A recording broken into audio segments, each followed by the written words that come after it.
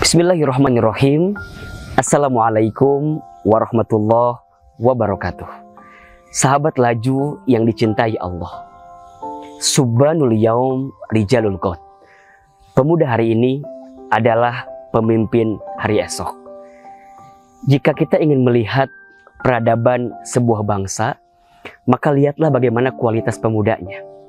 Lihatlah bagaimana karakter anak mudanya dan apa kebiasaan anak mudanya. Karena anak muda hari ini itu bisa menentukan bagaimana peradaban sebuah bangsa di waktu yang akan datang.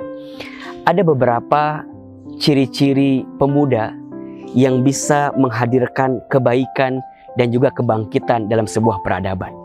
Yang pertama adalah pemuda yang beriman kepada Allah Subhanahu wa Ta'ala. Hatinya diisi dengan kelembutan dan ketenangan yang membuat dia semakin dekat dan taat kepada Allah Subhanahu wa Ta'ala. Hari-harinya diisi dalam amal kebaikan. Hari-harinya diisi dalam amal soleh. Bahkan Rasulullah SAW menyebutkan dalam sebuah sabdanya, di antara 7 golongan yang akan mendapatkan naungan ketika nanti hari kiamat, salah satunya adalah seorang pemuda yang hatinya terpaut dengan masjid, yang hatinya senantiasa mendekat taat kepada Allah Subhanahu wa Ta'ala. Dia komitmen, dia fokus menjalankan semua perintah Allah dan dia meninggalkan semua larangan Allah. Karakter ini harus dimiliki oleh seorang pemuda, yakni pemuda yang beriman kepada Allah, yang hatinya terpaut dalam ketaatan dan kebaikan di hadapan Allah. Yang kedua, seorang pemuda yang baik adalah seorang pemuda yang memiliki akhlak yang baik dalam hidupnya. Dia mengisi hari-harinya dengan akhlak terpuji. Lisannya terjaga, pikirannya baik sangka, tidak sinis, tidak pesimis, tidak suka memvonis. Kenapa? Karena setiap hari-hari yang dijalani oleh seorang pemuda ini adalah pemuda yang baik, pemuda yang memiliki akhlak terpuji. Rasulullah SAW mengingatkan kepada kita bahwa pentingnya akhlak dalam kehidupan ini. Ketika Rasul diutus, apa tujuannya? Rasul menyampaikan kepada kita, innama bu'istu liutammima makarimal akhlak. Sesungguhnya aku diutus, kata Nabi, untuk menyempurnakan akhlak. Artinya apa? Seorang pemuda yang baik, yang bisa menghiasi peradaban dan kebangkitan sebuah bangsa ke depan adalah dia memiliki akhlak terpuji. Dia baik, dia terpuji kepada orang tuanya. Dia berbakti kepada orang tuanya. Dia memuliakan orang tuanya. Kepada gurunya, dia muliakan gurunya. Dengan sahabat dan temannya, maka dia pun juga menghadirkan akhlak terbaik kepada sahabat dan temannya. Kenapa?